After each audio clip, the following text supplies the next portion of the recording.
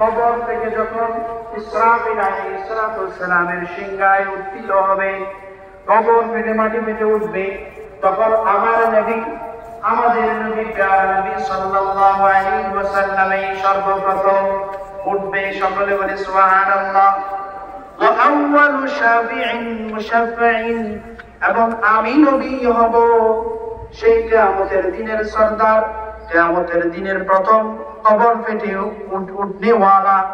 এবং সেই বিভীষিকাময় সূর্য যখন মাথার উপরে থাকবে, হাজার হাজার লক্ষ লক্ষ কোটি গুণ সেলসিয়াস যখন তাপমাত্রা হবে, যার যার ঘামে যখন গুনাহের পরিমাণ অনুযায়ী তার পা থেকে মাথা পর্যন্ত ঘামের মধ্যে যখন হাবুডুবু ঢুকাবে, ডুব দিতে থাকবে, সাথে যাও বলবে ইব্রাহিমের কাছে যাও। ইব্রাহিম আলাইহিস সালাম বলবে যে তুমি মূসা আলাইহিস সালামের কাছে যাও। তো মূসা আলাইহিস সালাম বলবে সকলে মিলে হযরত ঈসা রূহুল্লাহর কাছে যাও। ঈসা রূহুল্লাহ মা বাবা ছাড়া সন্তান হয়েছে আল্লাহ